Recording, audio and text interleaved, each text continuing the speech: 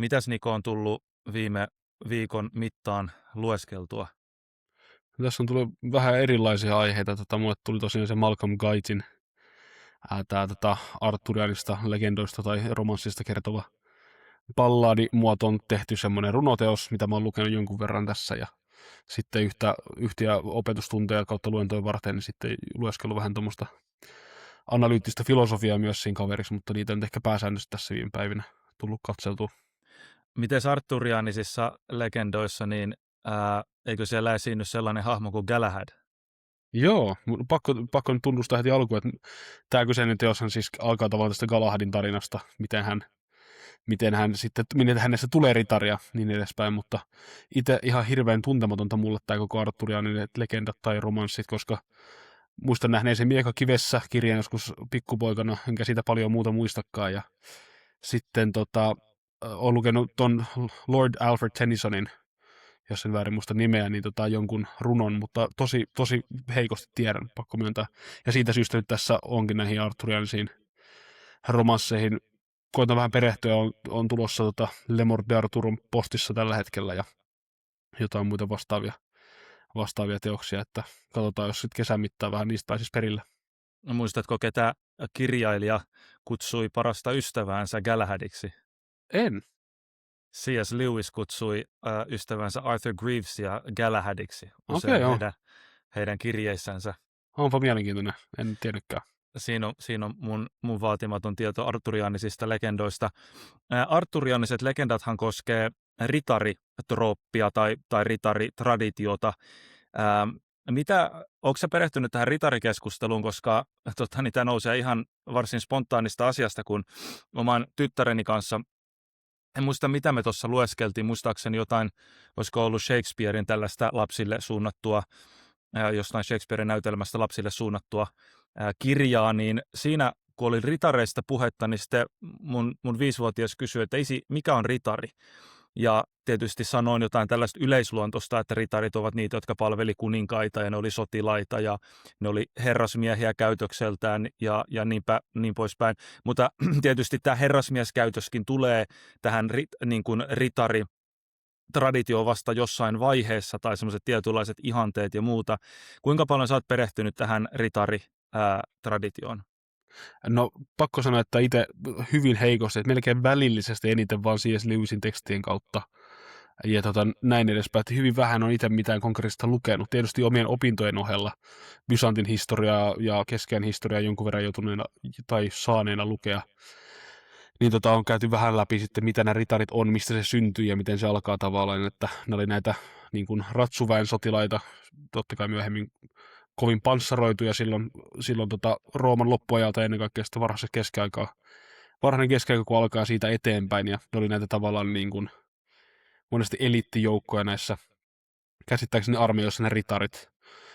Ja sitten totta kai tämä chivalric code, mikä sitten on se, mä en tiedä, onko se suomenkielistä parempaa sanaa kuin ritarillisuus, niin on semmoinen tavallaan pikkuhiljaa keskeään edetessä kehittyvä tämmöinen tavallaan konventionaalinen moraalikoodisto, mikä kyllä pohjautuu vahvasti kristillisiin arvoihin, mikä sitten liitetään näihin ritareihin myöhemmin. Ja toki tässä on hyvä niin huomauttaa tavallaan se, että niin kuin nämä chivalric codein käsittääkseni arvot, mitä ne edustaa, mistä ilmeisesti nämä arturianiset romanssitkin kertoo sen takia, mä niistä haluan lisää lukeakin muun muassa, niin on tavallaan niin kuin hyvin poikkeuksellista, jos me verrataan kreikkalaiseen soturi-ihanteeseen tai vastaavaan, koska siellähän tavallaan niin kuin asiat kuten armollisuus tai laupeus tai tämmöiset eivät näyttele kovin suurta roolia, että Iliassa näyttää pitkälti siltä, että parasta mitä sä voit toivoa, että sä kuolet tai joudut orjaksi, että mikään semmoinen armahtaminen ehkä muussa tapauksessa ei hirveän usein tullut kyseeseen muuta kuin tämmöisessä,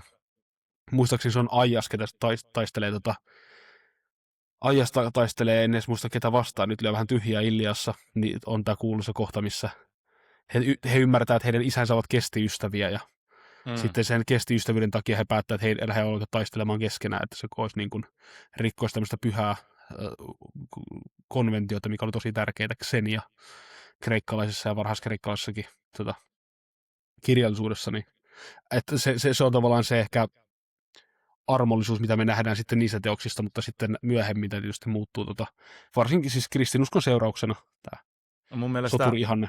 Mun mielestä Joonas Konstig siinä kirjassaan Vuosi herrasmiehenä, niin mun mielestä hän on niin kuin parhaimpia, ketkä kirjoittaa tästä aiheesta, niin kuin, kun hän avaa sitä niin kuin ritarillisuuden ajatusta, sitä mihin liittyy ei ainoastaan tietyt käytöstavat, vaan tietty pukeutuminen myöskin. Ja mun mielestä se oli niin kuin kiehtovaa siinä Konstigin kirjassa, miten ritareista esimerkiksi kuinka oli tärkeää ritarillisuudessa rakkaus. Niin kuin arvo, jota harvoin sä olisit yhdistänyt johonkin Rooman legioonalaisiin tai kehenkään muihin niin kuin merkittäviin sotilastahoihin, mitä antiikista löydetään, niin romanttisuus oli niin kuin yksi arvo. Ja mä oon miettinyt sitä, että se ei ollut edes minkä tahansa kaltaista romanttisuutta, vaan hyveellinen ritari oli sen kaltainen, joka oli rakastunut johonkin naiseen, jonka ikään kuin kunniaksi hän halusi myös tehdä asioita. Ja tästähän tietysti legendaarinen esimerkki on Don Quixote, joka keksii sen koko ritari elämän itsellensä päästä, koska hän lukee liikaa ritarikirjoja ja sitten hän ottaa sen naapurin kylän talonpoikaistytön, joka ei ollut kauhean kauniskaan, niin hän nimesi sen Dulcinea Tobosolaiseksi, ja hänen suurelle armolleen hän sitten teki kaikki teot ja sitten loppujen lopuksi, kun se hänen palvelija Sancho Panza tajuu, että hetkonen, sehän on se naapurin kylän keskinkertainen tyttö, niin se on ihan nauraa itsensä kuoliaaksi siitä ajatuksesta, mutta tavallaan se, että sulla piti olla se nainen, jolle sä omistat ne teot, mutta sitten siihen romanttiseen rakkauteen liittyy siis se, että sun piti olla uskollinen sille romanttiselle rakkaudelle. Sitä pidettiin ihailtavana, että sä et luovu siitä naisesta, sen naisen ihailusta, vaikka se nainen ei antautuisi sinulle. Ja mä en jopa muista niin kuin sellaisia, että oliko siinä jopa niinkin pitkälle vietyjä, että vaikka sillä on jo niin kuin elämä menossa eteenpäin jonkun toisen miehenkin kanssa, niin siltikin tavallaan se, että todellinen romanttinen rakkaus ei ole häilyväistä koskaan, vaan se aina ikään kuin kiinnittyy siihen kohteeseen. Ja se on mun mielestä kiinnostavaa, että tällainen ritarirakkauden elementtihän on säilynyt mielestäni jopa sinne 1900-luvulla aika pitkällekin asti, niin kuin tietynlaisen romanttisen rakkauden ideaalina. Mä uskon, että itse asiassa tänä päivänäkin nainen, mies, varmaan naiset ensisijaisesti profiloituu tähän, jotka arvostaa sitä, että hei, että tuon miehen tunteet minua kohtaan eivät ole häilyviä, vaan ne pysyy siinä. Ja samalla mun mielestä se on kiinnostavaa, että voit kommentoida tätäkin ajatusta, meneekö täysin muille urille, mutta mietin sitä, että eihän sekin on hyvin niin kuin tämmöinen psykologisen rakkauden konsepti jo siinä niin kuin ritariromantiikan puitteissa. Että sehän ei ole sen kaltaista rakkautta, että se olisi tahtovetoista puhtaasti. Siinä on paljon tahtovetoista, eikö niin? Koska ajatellaan, että pitäisi tahtoa rakastaa ja ihailla sitä samaa naista. Mutta samalla siinä oletetaan, että on niitä romanttisen rakkauden elementtejä. Ja mä jopa, niin kuin, tämä ei ole edes helppo kombinaatio yhdistää välttämättä.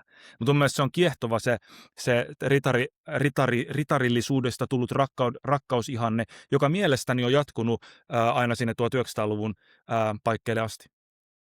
Joo, siis kuten sanottu, niin en tiedä tarpeeksi ehkä, että näin mäkin olen ymmärtänyt, niin kuin sä oot sanonut, pitkälti Lewisin ja Tolkienin niin kuin kirjallisuuden välityksellä.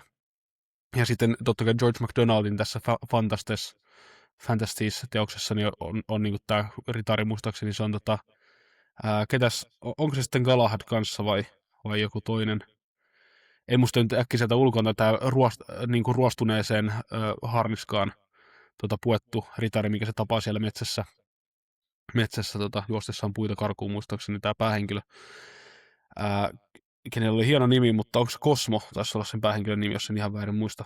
Mutta kuitenkin niin todella mielenkiintoinen, ja tämä ritari-teema on itselle hyvin uusi ja tuntematon, ja sen takia, niin kuin, koska sillä on ollut niin suuri merkitys eurooppalaisen kirjallisuuteen ja miehen ideaalin ennen kaikkea, niin se on mielestäni tosi kiehtova ja tärkeä aihe. Voidaanko tätä keskustelua kääntää niin kuin sitä kautta, mun mielestä tämä ei ole mikään liian pitkä aasinsilta edes, mutta jos me mietitään, että ritarillehan kuului sivistyselämä, eli ajateltiin, että ritarin tuli olla esimerkiksi runoilija, ja mikä oli tavallaan sellainen, meille näyttäytyy paradoksilta, mutta niin kuin sieltä niin kuin mielestäni 1300-luvulta eteenpäin esimerkiksi tulee yleistymään sellainen ajatus, että todellinen ritari on herrasmies. Millainen on herrasmies? Se on romanttinen. Herrasmies on aina luotettava. Sen takia esimerkiksi, mä en osaa sanoa milloin alkoi, mutta sanotaan jo, että niin kuin vuosisatoja on kestänyt miehillä tämmöinen hyvin samankaltainen tapa pukeutua. Siis niin kuin pukuihin. Ja vaikka niin kuin on muutoksia ja muuta, niin ne puvut on pysynyt hyvin samankaltaisena niin kuin profiililtaan vuosisatoja. Oikeastaan vasta niin kuin 1900-luvun puolesvälissä on alkanut vasta tulemaan jotain muutakin kuin, että miehet pitäisi pukua. Ja mun mielestä siinä on aika kauniit periaatteet. Se pointti oli se, että että aina me pukeudutaan toisia varten. Me ei pukeuduta itseämme varten. Ja kun me pukeudutaan toisia varten, mitä sä haluat viestittää sillä? Ja miehen piti aina viestittää uskollisuutta, lojaaliutta ja luotettavuutta. Sen takia oli aina prässätyt vaatteet, suorat vaatteet, kovat kaulukset, koska se kertoi mitä? Se kertoi, että mies on kesyttänyt luonnon. Mies ei ole tukka sekaisin, mies ei ole vaatteet sinne päin, vaan ne oli aina, istu sun muottiin, ne oli siistejä ja ne oli suoria. Se pointti oli tavallaan kertoa sinusta jotakin, että sä oot siisti, suora ja luotettava tyyppi, joka miehen tehtävä on kesyttää luonto, eikö niin? Ja sitten tämä niin kuin näkyi siinä, että kun mies meni vaikka harrastamaan urheilua, eli vaikka nyt tietysti yläluokka on tästä tietynlainen esimerkki, alaluokalla ei paljon urheilulajeja varmaan ollutkaan, tai jotain krikettiä se Englannissa varmaan pelattiin, mutta kuitenkin se pointti oli se, että esimerkiksi niin kuin, mentiin metsästämään yläluokan parissa. Niin metsästämisessäkin pidettiin aina, oli eri puku, jotain eri kangasta, ehkä vähän joustavampaa, hengittävämpää kangasta, mutta se oli edelleenkin puku. Eikö niin? Kun pelattiin krikettiä, oli sellainen puku. Eli pointti oli se, että mies ei ole kotona, harrastuksissa, töissä niin sanotusti jotain muuta, vaan hän on aina samalla, hän on aina luotettava. Siksi ne vaatteet oli aina samanlaiset. Ja mun mielestä tämä on kiehtova idea. Mutta mä halusin vaan niin aasinsiltana viedä tämän siihen, että ketkä ovat niitä moderneja ritareita? No joku voisi sanoa, että sotilaat. Varmasti hyvä, niin kuin, siinä on analogisuutta, mutta mä luulen, että modernissa kulttuurissa 1900-luvulla yleistyi tämmöinen urheilijoiden ihailu, että urheilijat ovat niitä moderneja ritareita, jotka kykenevät valtavan poikkeuksellisiin suorituksiin fyysisesti. Ja niin kuin säkin ehkä, jos sä katsot jenkkileffoja, niin sä edelleen huomaat, kuinka sieltä niin kuin 1900-luvun, 1980-1990 leffoilla on paljon sitä ajatusta tavallaan, että urheilijat on niitä, they have character, niillä on luonnetta, ne on niitä tyyppejä, joita pitää katsoa. Jos sä oot hyvä urheilija, niin sä oot silloin niin kuin tehnyt elämässä jotain sellaista, että sua sopiikin ihailla. Ja se yhdistettiin ei vaan siihen urheilutaitoon, vaan luonteeseen. Onko tämä sun mielestä niin kuin huomattava analogia, ja onko urheilijat tänä päivänä niitä, jotka ovat niitä uusia ritareita, jotka ansaitsisi sen ajatuksen, että katsomme heitä ylöspäin? Joo, no jos lähdetään oikein alusta asti liikkeelle, Andrew Klavan on jonkun verran käsitellyt omissa kirjoissaan ja podcastissaan ja puheessaan näitä kysymyksiä niin kuin tästä, ketä on nykyään ehkä ritarit tai sankarit. Ja ehkä haluaisin lähteä ihan antiikin sen verran liikkeelle, että antiikin soturihanteessa me itse asiassa nähdään, kun sä mainitsit urheilijastakin, että siellä on niin sanottuja warrior poets, mistä Achilleus on yksi esimerkki. Achilleus on siellä Patrokloksen, muistaakseni taistellessa, ja taitaa olla kuoleman jälkeenkin hän soittaa siellä lyyraa ja laulaa omassa teltassa siellä Myrmidonien mestoilla rannalla, niin tavallaan se ajatus siitä, että niin kun soturi ei ole vain joku lihaskimppu, mikä mättää porukkaa, niin tuntuu olevan hyvin varhainen ihan Homerokselta asti niin kuin meille periytyvä. Ja niin kuin ajan edessä, se mikä tässä on, mikä erottaa musta ehkä merkittävimmin, se mitä mä ymmärrän ritareista sotureina ja tästä ideaalista, minkä he tarjoavat meille, on siis se, että keskeisin muutos, mikä mulle tulee mieleen, on suhde nimenomaan naisiin. Että me luetaan siellä, vaikka muistaakseni mikä sitä elokuva, mikä oli Troy-elokuva 2000 jotain julkaistu, missä Brad Pitt näyttelee ja nämä, niin siellä tavallaan annetaan ymmärtää vähän niin kuin, että Achilleus on tähän Briseikseen jollakin tavalla ehkä rakastunut ja haluaa elää sen kanssa elämää ja sitten se temmataan häneltä pois ja niin edespäin, että heillä on romanttinen suhde, minkä sitten tämä Agamemnon katkaisee. Mutta jos sä luet alkuperäisiä tekstejä siis Iliasta itseään, niin siellä ei kyllä välity sellainen kuva mistään perinteistä länsimaista rakkaustarinasta, vaan Briseis oli niin kuin Chryseiskin. Molemmat oli kaapattuja naisia, varmaan enemmän tai vähemmän jonkin sortin orjia. Tai niin kuin olivatkin, ei ollut kyse mistään tasavertaista avioliitosta, koska semmoista nyt ei varmaan tunnettu siihen aikaan konseptina.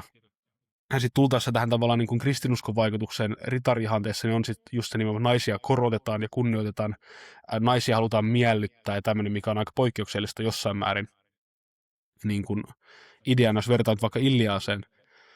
Ja sitten niin kuin, kun ritarihanteesta semmoinen kyyninen katsaus tähän ritarillisuuteenhan on se, niin kuin olen kuullut tämmöisen analyysin joltakin ehkä vähän poliittisesti vasemmalla olevalta puhujalta tai luennoitsijalta aikana, että tämä ritarillisuuden ihanne kehitettiin sitä varten, kun ristiretkeläisiä haluttiin niin kuin hillitä niiden väkivaltaisuutta ja tämmöistä barbaarisuutta, niin kehitettiin tämmöinen niin kuin ritarillisuuden ideaali, mikä vähän niin kuin estää siitä raiskaamasta kaikkia Euroopan naisia mennessään kohti pyhämaata. Tiedä häntä, kuinka todenmukainen tämä on, mutta totta kai on varmaan huomioitavaa se, että siinä missä Achilleus oli ehdottomasti ideaalinen hahmo, siis häntä, kuten tiedetään, Aleksanteri Suuri kerrotaan, että nukkuneen Ilias tyynyn alla ja olleen sotaretkillä niin kuin lukeneensa Iliasta ja haluaa emuloida tätä Achilleusta. Ja sitten taas puolestaan Julius Caesarin kerrotaan halunneen emuloida taas Aleksanteri Suurta. Niin tavallaan, että nämä on tärkeitä tämmöiset ihanteet. Ja mä uskon, että totta kai niin kuin arturianiset legendat tai ne romanssit ja kaikki siihen liittyvät, niin niillä on pyritty. Ja myös Sir Gawain and the Green Knight, tämä kans tunnettu tämmöinen ritaria käsittelevä teos, mikä on hyvin erikoinen monin tavoin, mutta niin kuin ne on varmaan ollut sellaisia tapoja, miten on haluttu, että sotilaat, soturit, ritarit niin kuin näkisi itsensä näiden valossa ja pyrkisi kohti näitä ihanteita. Mutta sitten niin kun, tämä on aika suoraan Andrew Clavenilta, että sitten kun me tullaan 1900-luvulle ja 1900-luvun loppupuolelle varsinkin, niin siinä kohtaa ne ritarit, varmasti niitä on yhdistetty myös urheilijoihin. Tietysti vaikka Miracle on the Ice ja näitä kuuluisia elokuvia, nehän on semmoisia meidän gladiaattoritaisteluita ehkä nykyajassa. Mutta ennen kaikkea siis Clint Eastwoodin ja sitä varhaisemmat nämä tavallaan länkkärielokuvat, missä se miehen ideaalihan on vähän semmoinen, että se haluaisi elää rauhassa, mutta se on pakotettu väkivaltaan. Ja sitten kuitenkin nehän usein on sellaisia syvällisiä hahmoja. Nämä niin kuin, Good, Bad and Ugly ja mitä näitä on, Hyvät, pahat ja rumat ja Kourain dollareita, niin päähahmothan on semmoisia niin kuin vähän, miten sanoa, semmoisia kirveellä väistettyjä hahmoja, ja niillä on vähän semmoinen ehkä erikoinen luonne, mutta ne on nimenomaan osoittaneet ideaaleja, että niiden sanaan voi luottaa pääsääntöisesti, ja ne on semmoisia, ne pitää huolta naisista ja lapsista ja heikommista, ja heidät on monesti vielä pakotettu tähän niin kuin elämään, että he ei haluaisi todella olla väkivaltaisia tai muutakaan, mutta he vähän niin kuin heidät on raastettu olosuhteiden pakosta toimimaan miehekkäästi ja oikein. Ja tässä niin näkyy se, että ne on monesti myös lainsuojattomia enemmän tai vähemmän. Mutta niissä mun mielestä muuttuu, niin kuin, se romantiikan rooli muuttuu kiinnostavalla tavalla, koska mä satuin just lukemaan, mä en muista tämän kirjailijan nimen, mutta luin eräässä kirjassa tämmöisen kommentin, että tuossa Tähtien sota-elokuvissa, niissä alkuperäisissä, joissa näyttelee Harrison Ford, niin niissä oli tilanne, jossa muistaakseni tämä Prinsessa Leijan näyttelijä sanoo siinä tälle Han Sololle siinä, että rakastan sinua. Ja hän vastasi alkuperäisesti, että rakastan sinua takaisin, mutta Harrison Ford, joka myöskin on tämmöinen länkkärinäyttelijä ollut itse ja muuta, ehdotti, että Han Solon niin kuin siihen statukseen ei sovi vastata takaisin samalla tavalla, vaan sitten ne vaihtoi sen Harrison Fordin ehdotuksesta, että hän vastaa vain, että I know, tiedän. Okay. Ja mun mielestä se on niinku kiinnostava asia, että tavallaan tämä niinku että ehdottomasti huolenpitäjän rooli näkyy. Se on edelleenkin se turva, se huolenpitäjä, mutta sitten samalla niin kuin tällainen hempeily vähenee selkeästi. Kyllä. Ja mä pystyn itse tunnistamaan siinä kulttuurissa, varmaan tämä on suomalaiselle varmaan aika tyypillistä, ehkä korostetustikin, mutta mä pystyn näkemään ehdottomasti sen niin kuin omasta lapsuudesta ja sellaisen niin kuin ajattelun, ei vaan omassa perheessä, siis niin kuin, en puhu vaan meidän faijasta, vaan puhun ihan laajemminkin, että ei miehet niin kuin hempeile, ei ne sano, mä rakastan sua, ei ne meidän lapsia pussailemaan välttämättä, niin kuin, tai sitten se ei ole tyypillistä. Tämä on muuttunut ihan selvästi, mutta eikö se ole kiinnostavaa, että tällainen tietty miesihanne on ollut. Onko ne näitä moderneja ritareita, nämä länkkärit tai jotkut muut Tähtien sota-elokuvan Han Solot, kuka ties. Mutta mun mielestä se on kiinnostavaa, että millaista evoluutiota tässä näkyy. On, ja siis niin kun, on se huomioitava, että ei me olla länkkärielokuvia ihan hirveän paljon nähty noin 2000-luvulla. Eli siis tietysti mielessä se niin kun, taas jälleen kerran ei ole yhtään omia ajatuksia, vaan monien muidenkin huomaamia, että ketkä on ne tavallaan niin kun merkittävimmät taas niin kuin protagonistit, mitä me tunnetaan tai tiedetään meidän kulttuurissa, niistä tavallaan miehen malleja, miehen kuvia, miesihanteita, niin nehän on varmaan Tony Soprano Sopranos-sarjasta, Walter White tietysti mielessä, niin kuin on semmoinen varmasti Breaking Badista. Bad ja niin kuin nämä on tämmöisiä tavallaan antisankareita, Vähän niin kuin mietitään, että Batman on se meidän sukupolven varmaan ollut niin kuin se The Sankari elokuvissa, kun ollaan nähty Christopher Nolanin Batmanit, ja Batmanhän ei ole mikään niin kuin, jälleen kerran perinteinen semmoinen, se on vähän niin kuin, ei antisankari varsinaisesti, mutta se ei ole ihan se ei mikään teräsmieskään, jos näin voitaisiin asia ilmaista. Niin se ei ole aina lain oikealla puolella, ainakaan niin lain kirjaimen oikealla puolella. Nimenomaan, että se tavallaan niin kuin semmoinen, niin kuin Andrew Clever jälleen kerran on viisasti sanonut, että niin kuin me eletään maailmassa, missä miehuus on niin paheksuttua, että ainoastaan niin kuin rikollinen voi olla mies.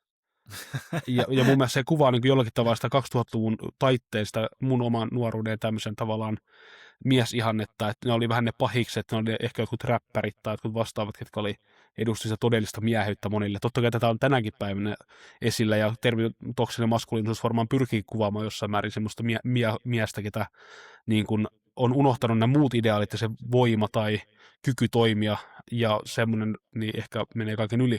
Mutta se on kyllä todella, niin kuin, voi jonkunlaisen kaaren hahmottaa jopa siinä miesideaalin kehittymisessä. Ja tietysti mies siellä on samat asiat on siellä taustalla.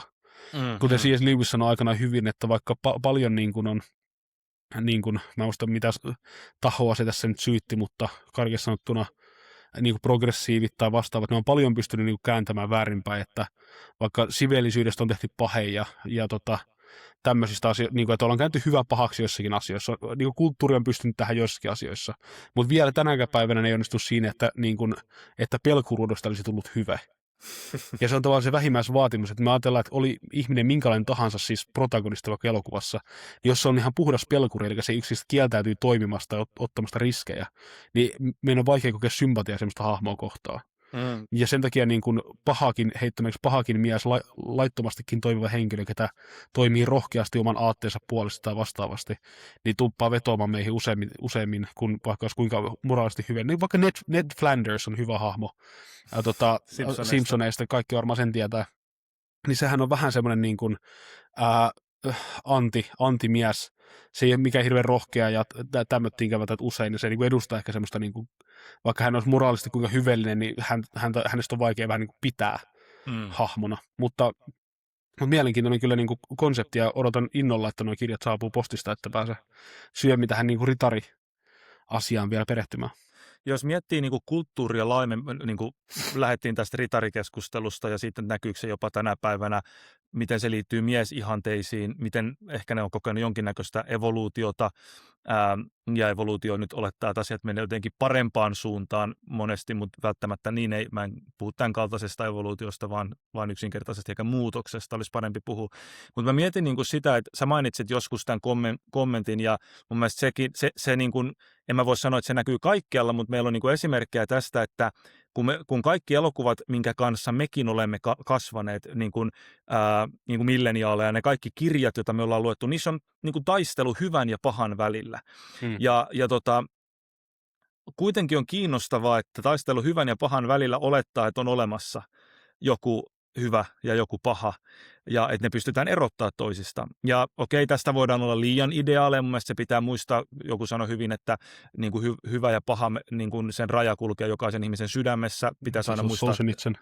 Solzhenitsyn, no joo, aivan, aika paljon kannuksia hänellä ainakin näin sanoa, mutta siitä huolimatta sitten ollaan menty myöskin siihen laitaan, niin kuin käytit joskus esimerkkejä tästä sarjasta Stranger Things, mä en ole nähnyt koko sarjaa, mutta ilmeisesti siinä ei ole niin sanotusti puhtaasti vaan hyvän ja pahan välistä taistelua, vaan ne kaikki örkit ja ne kaikki, mitä ne alienit onkaan nyt siinä sarjassa, mitä siellä pyörii, niin ne on tavallaan outoja tai tällaisia niin kuin kummallisia, vaikeasti ymmärrettäviä, jotka tavallaan tekee siihen asiaan. Ja niin kuin, tämä on mun mielestä kiinnostavaa, että koitetaan, niin kuin, mä en tiedä onko se mitään tarkoituksellista, mutta mä uskon, että jos ei suostuta sitoutua ajatukseen, että on oikeasti hyvä, on oikeasti paha, on oikeaa, on väärää, niin sit se alkaa näkyä niin kuin ihan viihteessä jopa. Että miten me rakennetaan se hyvän ja pahan välinen taistelu. Jos on hyvä ja pahan välistä taistelu, mitkä on ne panokset, millä sitten pelataan loppujen lopuksi?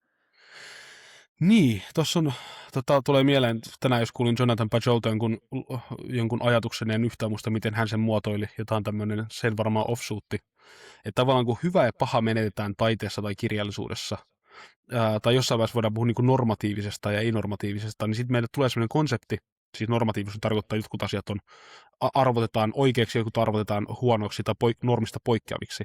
Niin tavallaan niin kuin taiteessa ja kirjallisuudessa ja elokuvissakin saattaa tulla semmoinen, että meillä on normaali vastaan outo, ei enää hyvä vastaan paha.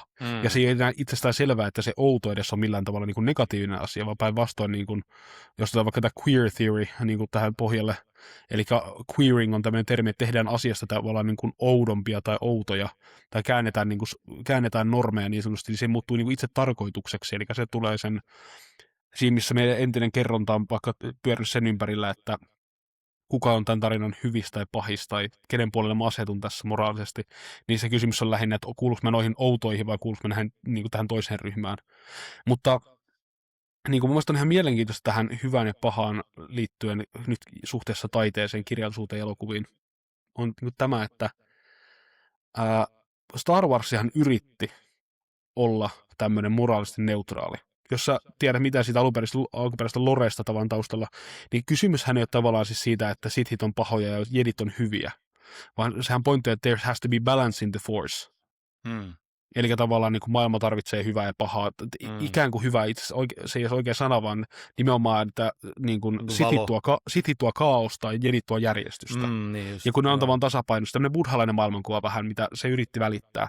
Mutta melkein kaikki nuoret ja lapset kuitenkin sitä on kattonut 2000-luvun alussa alkuperäistä trilogiaa ja sitten näitä jatko-osia niiden ilmestyessä pikkuhiljaa, niin tavallaan on mahdoton olla väittämättä, että sithit eivät näyttäydy pahoina siinä hahmoissa. Joku Darth Sidiouksen hahmon on mahdoton melkein nähdä, että se olisi jollakin tavalla vaan osa jonkunlaista tämmöistä amoraalista universumia, mikä tavallaan niin kuin vaan toisella kupilla sen sattuu vaan istumaan.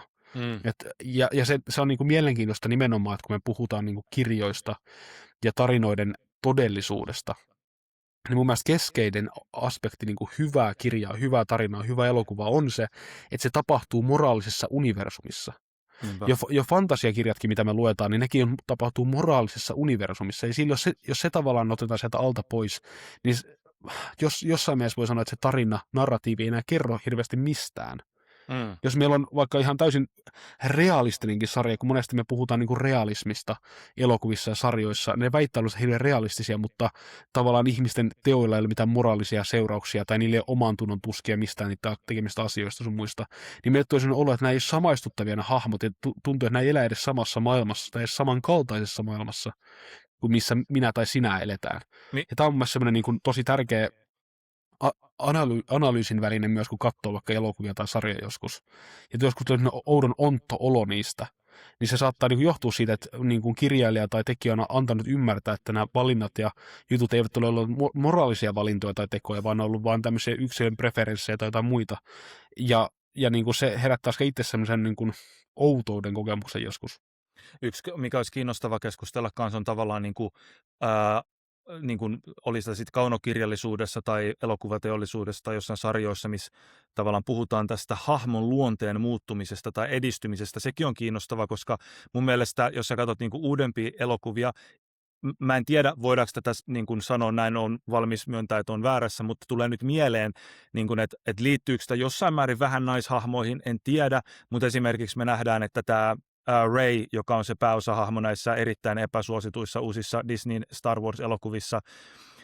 Ja sitten jos otetaan vaikka, en ole nähnyt elokuvaa, mutta kuulin Critical Drinker YouTube-kanavalta arvion tästä uudesta Supergirl-elokuvasta, vai onko Superwoman kuitenkin niin kuin teräsmiehestä tehty, kun on joskus tehty sarjakuva Teräsnainen, niin nyt tästä Teräsnaisesta tehdään, jos näyttelee tämä House of the Dragon-sarjasta oleva nainen,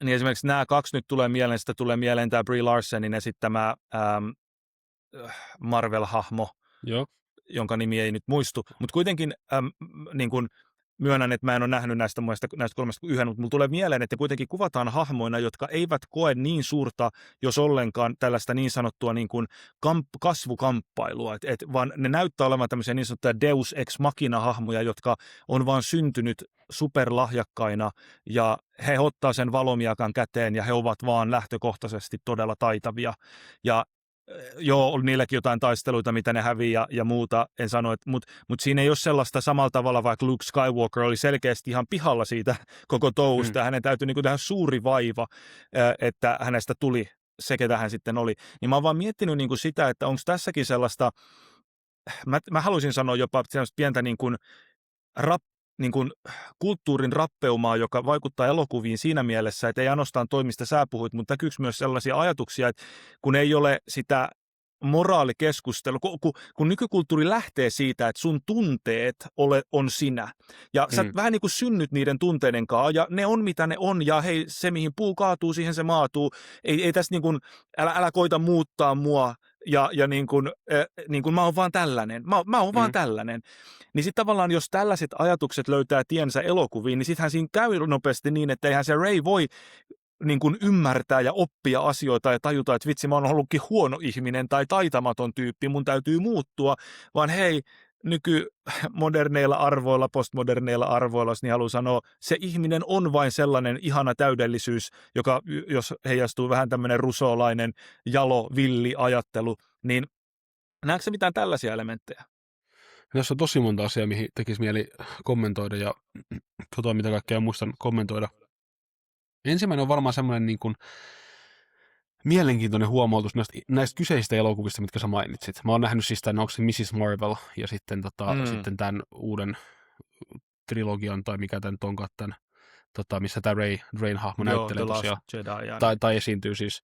Niin on niin kuin tavallaan tämä, että ne on molemmat yksilön ympärille rakennettuja niin kuin tarinoita. Ja tietyssä mielessä me oletetaan silloin tavalla, että tämä on niin sanottu se Hero's Journey, klassinen Joseph Campbellin esittämä yksi näistä, onko se 7 vai 9 arkkityyppisestä, mutta kuinka monta näitä oli tarinasta.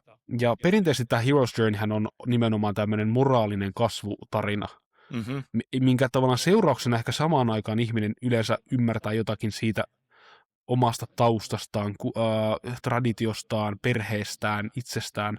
Näihin kuuluu monesti vaikka niin kuin, joku tämmöinen klassinen Hero's Journey on varmaan niin kuin, jos mä nyt sanon väärin, vaikka Oidipus Rex, missä Oidipus tavallaan saa tarinan eteenpäin tulta. Se käännekohta tapahtuu, kun hän ymmärtääkin, että hän on sen tappamansa kuninkaan lapsi ja hän on mennyt naimisiin oman äitinsä kanssa. Toki tämä nyt ei ole perinteinen Hero's Journey, koska tämä on tragedia selvästi. Mutta tavallaan se idea, että siinä on siinä tunnistamishetki ehkä, missä se henkilön oma identiteetti jollakin tavalla paljastuu. Mutta ne on lähes poikkeuksetta moraalisia tarinoita siitä, että tyhmä, ylpeä poikainen päättää, niin kun, jos ymmärrät että ihminen edes lähtee, jos miehistyy nimenomaan, niin kuin vaikka Telemakoksen tarina Odysseiassa, varsinkin on vähän tämmöinen samantyyppinen, että hänestä tulee ikään kuin pojasta mies sen tarinan edetessä, sen narratiivin edetessä. Mutta näissä niin kun kahdessa mainitsemassasi elokuvassa, niin niissä ei tavallaan tapauksessa moraalista kehitystä, sehän on vaan sitä itsensä todellisen minän löytämistä. Ja se ehkä jopa esille tuomista. Se on semmoista se on performanssi enemmän kuin mikään oppimatka. Kyllä, ja ehkä tämä nimenomaan, että ainut se kasvu tapahtuu siinä, että kuinka rohkeasti he uskaltavat olla omia itsejään. Niin, on tietysti mielessä tavalla, mihin se kaikki niin kuin rakentuu, minkä ympärössä rakentuu pitkälti tämmöiset tarinat. Ja näitä on monia muitakin, mitä voitaisiin tähän nostaa esille. Eikä niissä ei ole semmoista varsinaista niin kuin hahmojen luonteen muutosta tai niin kuin mitään, ne ei oikein tarjoa mitään merkittävää käännekohtaa niin kuin emotionaalista tai moraalista tai ne ei oikein tarjoa aivoille hirveästi ruokaa, eikä edes välttämättä niin kuin visuaalisesti ne voi näyttäviä ja vastaavaa, mutta ne teettää tosi tyhjäksi. Varsinkin tämä Mrs. Marvel-elokuva, ne oli niin jotenkin mun mielestä mitään sanomaton. Ja sitten puhumattakaan koko tämän viimeisimmän Star Wars-trilogian, niin kuin, mitä se teki sille kokonaisuudelle, se oli ihan no, ei tarvitse mennä siihen. Mä haluan vielä korjata tästä Superwoman-elokuvasta, siis mitä mä en ole nähnyt, on kuunnellut tyyliin eilen illalla siitä tämän arvion, niin toki korjaan, että mä en tiedä, onko sen elokuvan idea se, että tässä on tämmöinen tämä supernainen, joka on siis 23-vuotias tyttö, ja hän niinku tavallaan hän on täysin piittaamaton. Hän on just se vanha cowboy. Täysin piittaamaton. Elämä on murjunut. Kaikki on huonosti. Ei viitti niin kuin tehdä mitään. Kaikki on niin kuin tyhjän päivästä. Ja sitten tavallaan hänet pakotetaan ottamaan roolia, jonka hän sitten ottaa. Onko tämä osittain sellainen, mitä me ollaan puhuttu, että tässä on tämmöinen hahmo, joka ei tietyllä tavalla koe semmoista moraalista muutosta varsinaisesti, pakottautuu vaan mukaan ja sitten toimii hyvän välikappaleena, vai kokeeko hän siinä semmoisen muutoksen, että hei, mä oon elänyt huonoa elämää, nyt alan elää parempaa, en osaa sanoa. Mutta siinä tavallaan, niin kuin tämä Critical Drinker sanoi hienosti ajatuksen siitä, että että kuinka epäaito tämmöinen story on, että on 23-vuotias tyttö, joka on täysin elämään kyllästynyt traaginen. Mitä 23-vuotias on ehtinyt kokemaan? Se sanoi, että tämän pääosahenkilön olisi pitänyt olla 50. Se kuvataan sellaisena, niin kuin, että ei 23-vuotiaat ole noin kyynisiä elämään nähden. Toisaalta siinäkin on, tämä on mielestäni yksinkertaisesti sitä kuuluisaa huonoa tarinankerrontaa. Tässä ei ole mitään, niin kuin, ei tässä tarvitse tehdä mitään sen syvällisempää. Saanko kysyä esimerkin nopeasti, ja sori jos keskeytän, jos haluaisit jatkaa.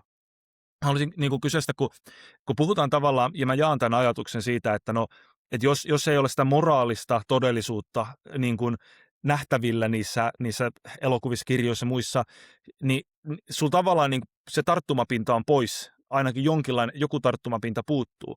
Ja silloin, jos se elokuva tai kirja toimii, se toimii sitten muilla meriteillä ja niitä ei ole helppo löytää, koska kaikki merititkin ovat moraalisia asioita lopuksi. Mutta mietin esimerkkejä, että onko tietynlainen vastaesimerkki Game of Thrones?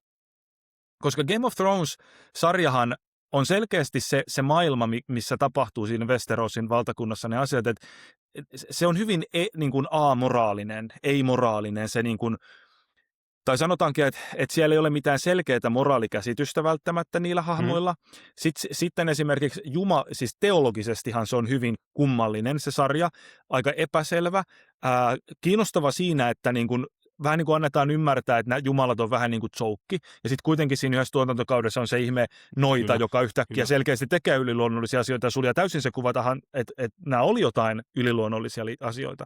Mä sitä on mahdoton niin kuin ohittaa ja Jon Snown, muistaakseni, oliko se Jon Snown kuolekollista heräämiset ja muut. Että tavallaan siinä on sitä puolta, että siinä on niin kuin teologinen niin kuin tämmöinen elementti ja metafyysinen aspekti. Mutta sitten samalla se jätetään täysin auki, että onko niitä oikeasti, eikö niitä ole, mitä on ne vanhat ja uudet jumalat. Ja miksi mä haen tämän esimerkin nyt sitä kautta vaan, että toisaalta se on tämmöinen hyvin amoraalinen universumi.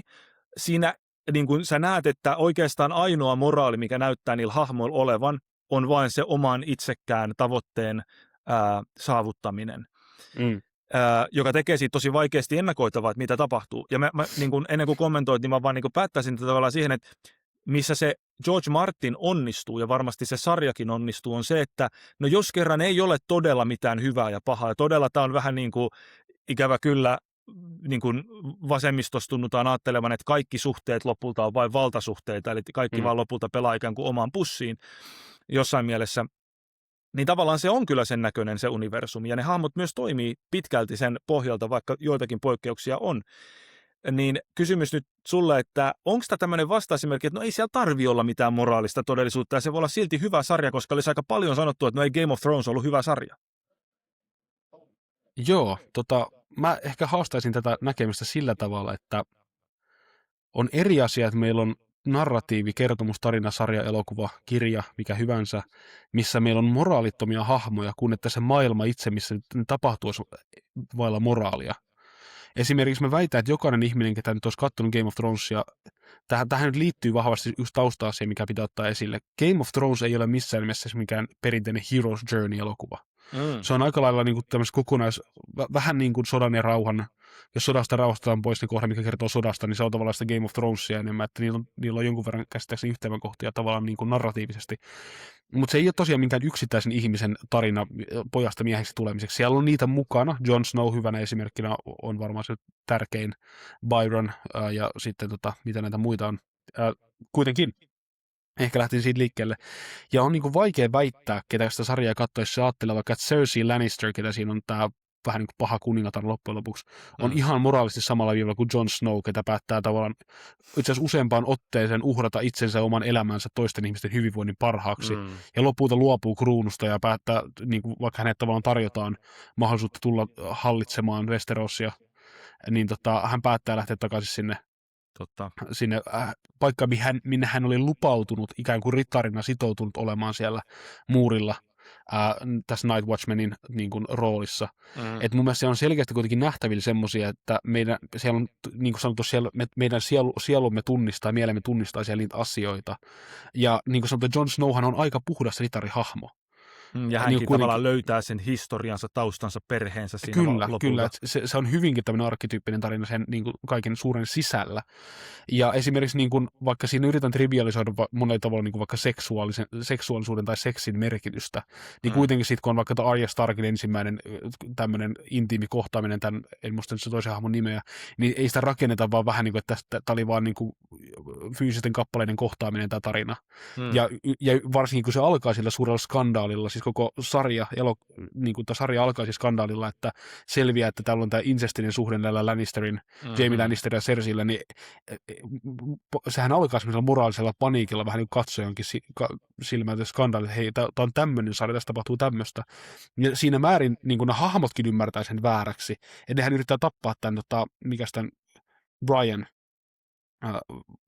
ketä sitten kiipeä sinne, joo. Brandon, ja nehän yrittää tappaa sen, että tämä kävisi ilmi. Eli mun mielestä on mahdoton tavallaan väittää kuitenkaan, että se olisi mikään täysin moraaliton.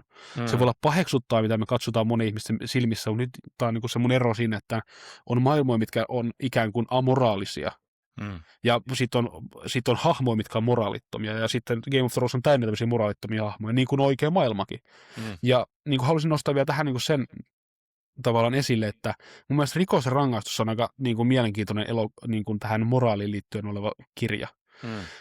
Ja se johtuu siitä, että kuvittele Rikos ja rangaistus, missä Raskolnikovilla ei olisi mitään oman tunnon tuskia.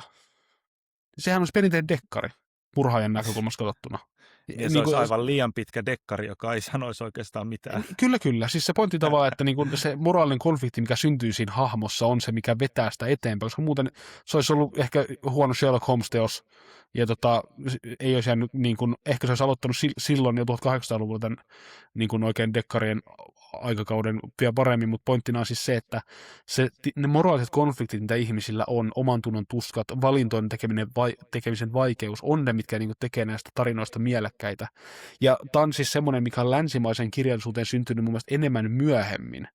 Näitä samanlaista tämmöistä psykologista, moraalista konfliktia ei nähdä antiikissa mun mielestä, vaikka onhan siellä niitäkin, mutta ne on enemmän, ei rakennu yksilön moraalisen pohdinnan varaan, vaan vaikka yhteisön tietyn normin rikkomiseen. Niin vaikka kun Penelope pohtii, että pitäisikö hänen ottaa joku näistä kosioista vai pysyä uskollisena Odysseille, niin sehän on moraalinen konflikti, jota hän käy, mutta siinä on niin kuin tämä yhteisöllinen asia ilmeisesti aika merkittävä, että kyse ei ole vain hänen romanttisista tarpeistaan.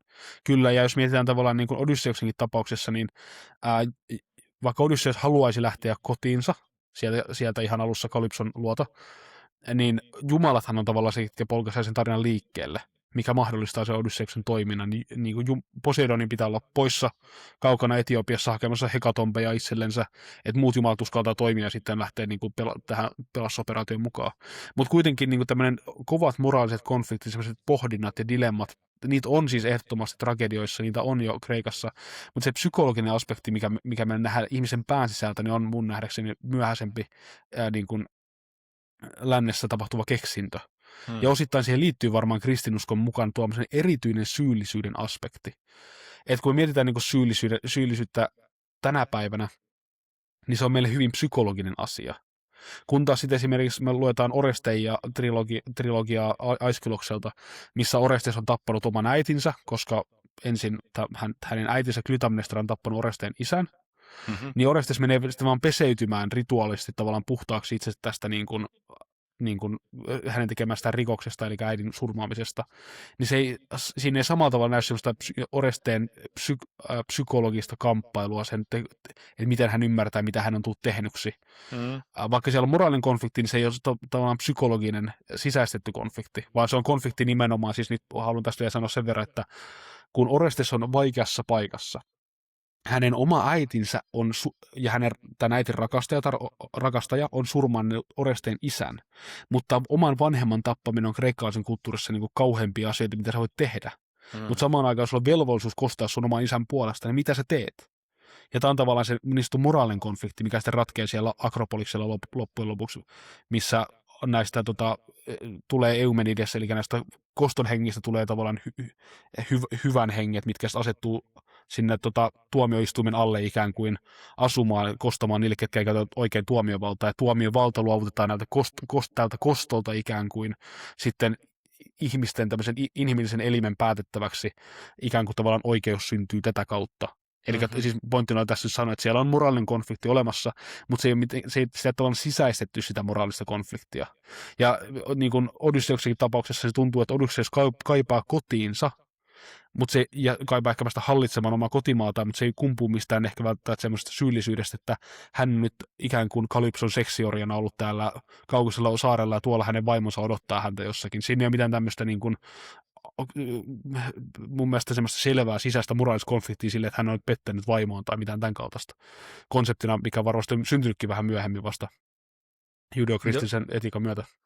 Jos niinpä, ja jos niin kuin, mä niin kuin mietin paljon tätä niin kuin meidän, sanotaan niin kuin viimeisen ehkä 10-15 vuoden, voi olla, että 10 vuoden vaan tavallaan tätä elokuvateollisuuden, se näkyy kirkkaiten elokuvateollisuuden niin kuin tason tippumista, että elokuvateatterit hyvät ei ammota tyhjyyttään ja niin kuin kävijämäärät on vaatimattomia, niin kuin leffat ei meinaa vetää.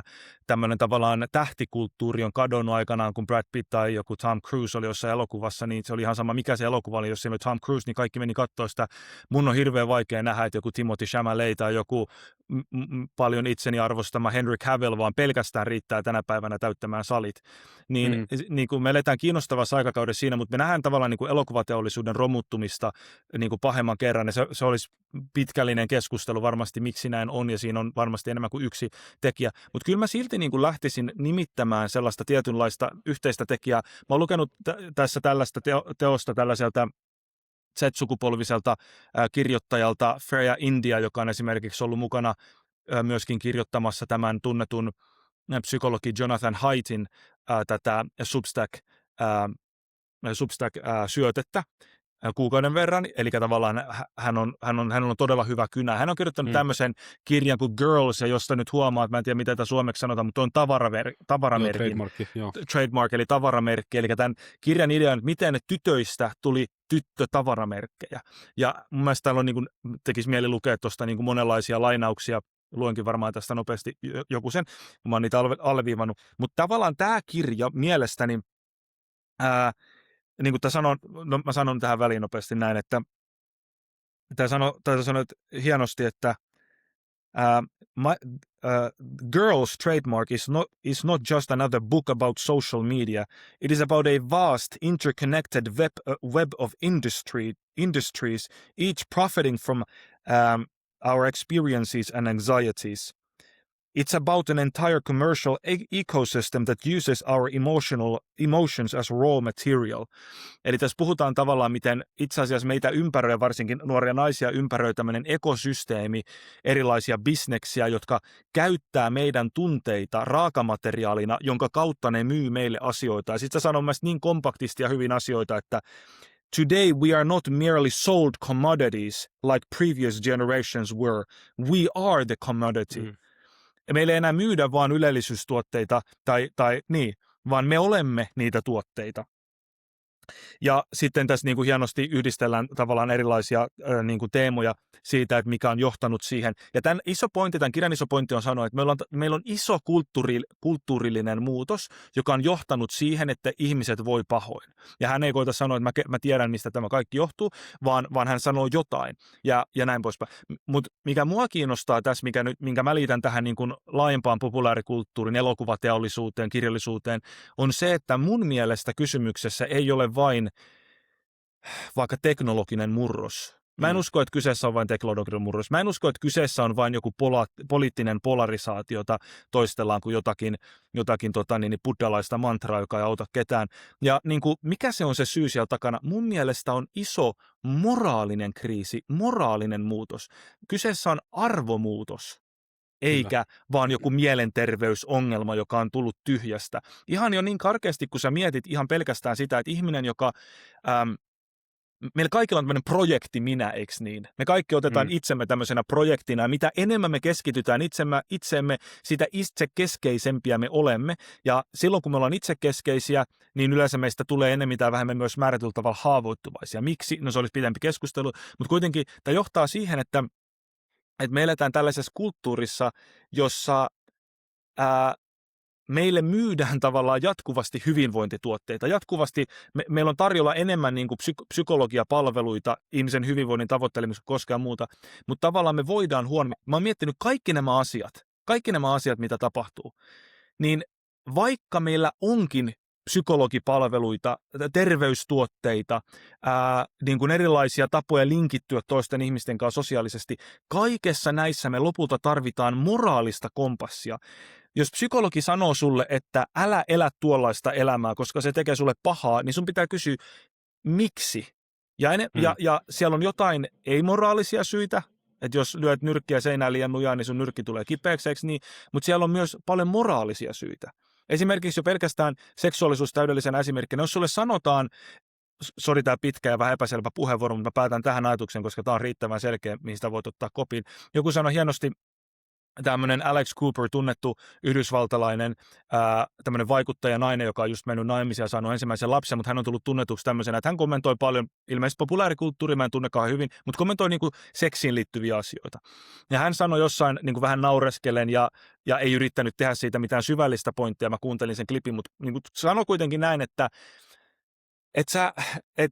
vaikka niin kuin, että seurustele sillä tavalla, kun sanotaan, että pussailu ja muu, että kun sanotaan, että ei ekotreffejä kannata pussata. Mun mielestä todellakin, jos se tuntuu hyvältä, niin siis sehän on tosi kiva vaan pussailla paljon, to make out a lot. Ja sitten sanoi, että ja toisilla treffeillä, vaikka seksissäkin, että jos sä haluat, että teillä on analiseksiä, niin se on ihan ok. Niin kuin, että jos se vaan susta tuntuu hyvältä, niin et sä voi. Niin tavallaan tämä on täydellinen esimerkki tässä niin kuin modernissa kulttuurissa, että yhdistetään tämmöinen moraalirelativismi, että ei ole oikeaa ja väärää, että tee ihan mitä haluat, sä oot onnellinen, kun sä teet sitä, mitä sä haluat, ja sitten yhdistetään tämmöinen terapiapuhe samalla, eikö niin? Vähän niin kuin, että niin kuin terapeuttisuus ja moraalisuus koitetaan lyödä yhteen. Mielestäni tämä on niin kuin täydellinen esimerkki, että ajatus siitä, miten sä vaikka harjoitat seksiä, tai miten sä toimit sun seksuaalisuuden kanssa, miten, niin vähän toi mulle kuulostaa samalta.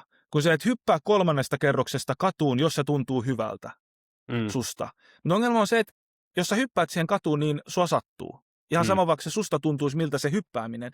Niin tavallaan se, että vaikka seksuaalisuus on sellaista, että jos sitä käyttää huonosti, ihmistä sattuu. Ei sitä auta paikata jollain terapiapuheella, että kunhan se tapahtuu, kun sen haluaa. Ja tässä mun mielestä me tullaan siitä, että meillä on kyseessä moraalinen kriisi. Meillä ei ole standardeja, me ei tiedetä, mikä on oikeaa ja mikä on väärää. Ja pahimmillaan me ajatellaan, että sellainen ajatus, että on edes oikea ja väärä, on tyhmä tai vanhanaikainen. Niin mun mielestä tämä näkyy kaikessa populaarikulttuurissa siinä, että elokuvissa kun ei ole mitään arvoja, mihin nojata, niin aika vaikea niitä tarinoitakin on kertoa.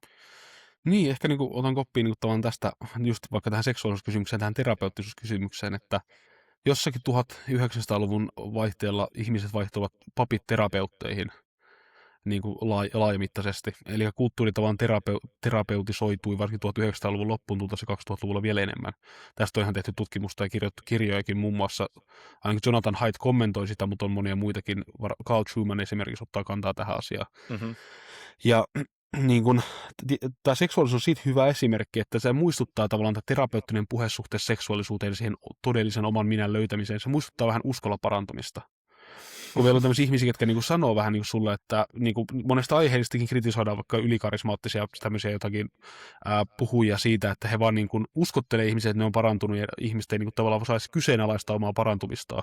Ja sitten ihminen kuolee syöpään 5 vuotta myöhemmin, koska ei hankkiutunut hoitoon.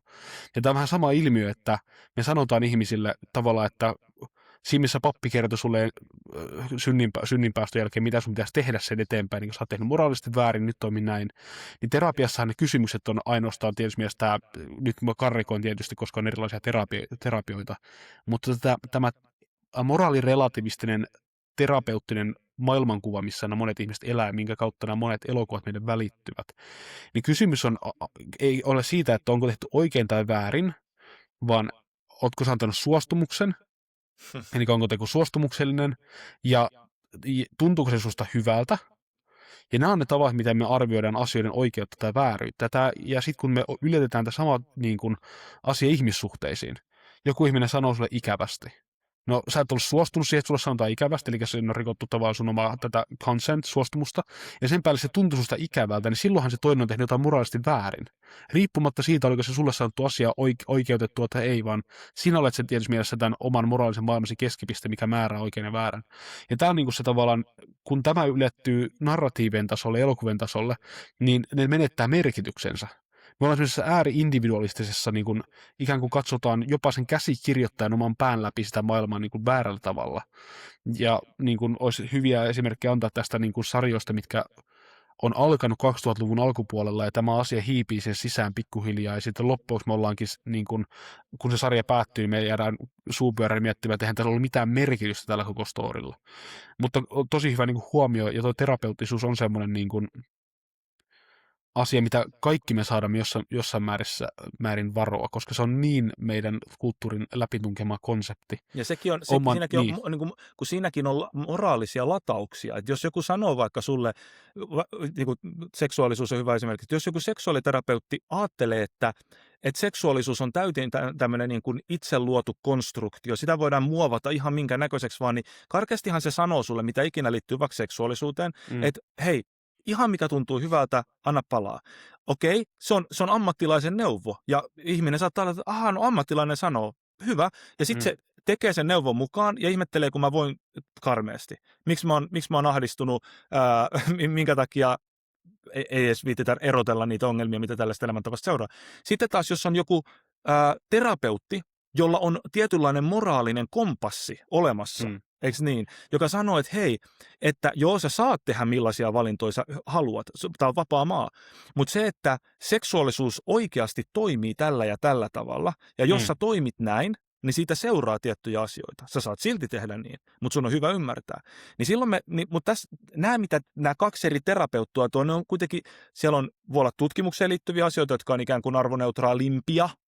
Mä en usko, että niissäkään on täydellistä arvoneutraaliutta, mutta nämä on silti arvoasioita, mitä tässä otetaan esille. Ehdottomasti. Ja niin kuin nostan tässähän muutama asia, että tavallaan niin kuin, monestihan tämä terapeuttinen kulttuuri, se tehtävähän on siirtää vastuu sinulta jonnekin muualle, että susta ei tuntuisi pahalta. Ja siis tietysti mielessä nyt ottaa laaja poliittinen kuva, niin sehän näkyy siinä, että käytössä katsoen koko maailman moraalinen vastuu on siirretty valkoihoisille kristityille miehille, mihin me tavallaan voidaan, niin kuin, jos olette lukenut vaikka René Girardin teoriaa, mimeettisen halun teoriaa, miten me etsitään tämmöinen syntipukki, minkä päälle me sitten ladotaan meidän kaikki väärinteot ja virheet ja sitten tapetaan se syntipukki ja halutaan sitä kautta vapautua meidän moraalista vastuusta ja siitä syyllisyydestä, niin se ehkä kuvaa tätä laajaa poliittista liikettä jossain määrin. Mutta yksi sellainen ihan ydinasia, mikä ehkä tuli tässä, mikä varmaan lopuksi hyvä nostaa esille, on tämä, että ehkä sitä parhaiten kuvaa sitä moraalirelativismia, ehkä itse kun mä sanoin, että jos puuttuu se moraalinen framework, niin se ei toimi ne tarinat, niin ehkä voisi paremmin sanoa, että essentialismi on varmaan se kysymys parhaiten tässä, jos mietitään. Eli essentialismi on näkemys, nyt puhutaan suhteessa ihmisiin, että on olemassa tietty ihmisluonto, joka on tietynlainen ja se ei ole jonkun toinenlainen ja se ei voi olla mitä tahansa. Ja kun joku tarina tai vastaava kertoo meille ihmisten elämästä ilman, että ne ihmiset oikeastaan edes on ihmisiä, siis näitä tiettyjä essentiaalisia piirteitä, mitkä meihin liittyy, esimerkiksi vaikka, että niin kuin, että joku hahmo, joka on vaikka 3-vuotias, pystyy lyömään 30-vuotiaan miehen vaikka kanveesiin. Kyllä, hyvä esimerkki. Sellaisia asioita, mitkä selvästi niin kuin rikkoo sitä meidän konseptia ihmisestä. Ja hyvä esimerkki on vaikka tämä Alita Battle Machine, tämmöinen elokuva tuli joku vuosi sitten. En muista oliko yhtään hyvä elokuva tai muuta, mutta siinä se Alita on tämmöinen pieni tyttö, ketä sitten heittelee valtavan kokoisia roikaleita sinne sun tänne. Ja me heti ymmärretään, että tavallinen, se koko tavallaan efekti siinä ensimmäisessä kohdassa perustuu siis siihen, että eihän kukaan ihminen voi toimia tällä tavalla. Ja sitten meille kerrotaankin, että no tämä on itse asiassa robotti, tämmöinen humanoidi kyborgi kautta robotti, eli tietysti mielessä sekin alleviivaa sitä essentialismia, se koko pointti, että tämmöinen niin kuin se ihminen ei edes kykenisi tällaiseen, niin. Ja siksi, koska tämä ei ole ihminen. Kyllä. Ja sitten sama pätee vaikka Benjamin Buttonin elokuvaan tietysti mielessä, vaikka kyseessä on ihminen, niin kuin tämä mies, ketä vanhenee niin kuin väärinpäin, niin sama homma tietysti mielessä, että se väärinpäin vanheminen alleviivaa sitä ihmisyyttä, koska siis me ymmärretään, että tavallisen ihminen elämä ei mene tällä tavalla. Niin toisin ehkä se on se parempi, että kun on unohdettu minkälaisia ihmiset ovat, eikä oikeastaan tiedetä mitä ihmiset enää ovat, niin luontaisesti se heijastuu niihin tarinoihin, mitä kerrotaan, ja ne tarinat muuttuu niin kuin absurdi on varmaan jossain verran oikea sana. Ne yhtäkkiä niin kuin alkaa tuntua vähän semmoiselta uncanny valley, jos on tuttu termi sulle. Tiedätkö, mitä tarkoittaa? Niin, semmoinen tuntematon alue.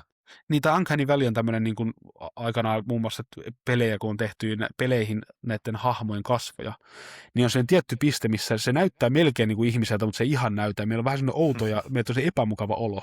Vähän jos me nähtäisiin vaikka jotain vahanukkeja, millä ei vaikka ollenkaan ripsiä ja kulmakarvoja, niin meille tulee vähän semmoinen creepy olo siitä, että mistä tässä on kyse. Ja näissä jostakin sarjoista tulee vähän niin kuin moraalisesti ja muutenkin semmoinen outo olo, että näissä on jotakin, mitä mä en välttämättä aina osaa niin kuin sanottaa edes, minkä takia tämä tarina iskee muuhun, minkä takia mun on vaikea ymmärtää näitä hahmoja tai samaistua niihin. Ja se voi johtua nimenomaan siis siitä, että siltä käsikirjoittajalta huonon käsikirjoittamisen takia tai huonon kirjoittamisen takia tai yksinkertaisesti ymmärryksen puutteen takia. Tai omaa tietyn ihmiskuvan. Kyllä, tai tietyn ihmiskuvan tai itse sen puuttumisen, eli ei ole mitään tiettyä ihmiskuvaa, koska ei ole olemassa mitään essentiaa, mikä tekisi ihmisestä ihmisen, niin se heijastuu siihen tarinaan, teokseen tai vastaavaan, niin se herättää meissä semmoisia kokemuksia. Sitä voi siis käyttää oikeinkin, kuten sanottu, niin kuin tilanteissa, missä meidät herätään kysymään vähän, mitä on ihmisyys ja jne. Se voi toimia ihan hyvinkin, mutta ehkä tämä on ehkä semmoinen niin kuin vielä sitä moraalirelativismin niin kuin alla seisova tämmöinen suurempi ontologinen sitoumus tai ontologinen metafyysinen näkemys maailmasta ja ihmisistä, mikä sitten saattaa myöskin horjuttaa sitä tarinan uskottavuutta, koska mehän tehdään aina, kun me luetaan fiktiota varsinkin, eräänlainen sanomaton sopimus sen ohjaajan käsikirjoittajan kanssa. Sitten mä oon valmis uskomaan sua, että koita tehdä tämä vaan niin hyvin kuin pystyt, älä anna mun tavallaan niin kuin vetäytyä tästä maailmasta. Esimerkiksi sen takia, jos vaikka Deathpool-elokuvat, kun rikotaan niin sanottu 4. seinä, eli yhtäkkiä hahmo puhutteleekin sua suoraan sieltä TV:stä, niin sulle tulee sellainen outo kokemus siitä, että sä ymmärrät, että tämä hahmokin ymmärtää olevansa osa fiktiivistä tarinaa. Ja me yleensä tehdään se sopimus, että me ei rikota sitä 4. seinää ja me pyydetään kirjoittajalta tai ohjaajalta tai ketä ikinä nyt onkaan kyseessä, että pidä meidät tässä matkassa ja tässä tarinassa mukana, älkää anna meidän tulla pois sieltä. Ja tämä tietynlaisen niin kuin aika essentialismin puuttuminen, että ihmisiä ei esitä niin kuin ihmisinä enää oikeastaan ollenkaan, ja toimintaa ei esitä moraalisena ollenkaan, niin se saa meidät niin kuin sinkoutumaan pihallisesta tarinasta joskus aika tehokkaastikin. Erittäin kiinnostavia huomioita tarinan kerronnasta ja ehkä tämmöisestä kulttuurin muutoksista, mitä tapahtuu jatkuvasti, mitä on syytä analysoida. Joo, kiinnostavaa keskustelua ja toivottavasti päästään jatkamaan sitten myöhemmin näistä lisää. Joo, kiitoksia.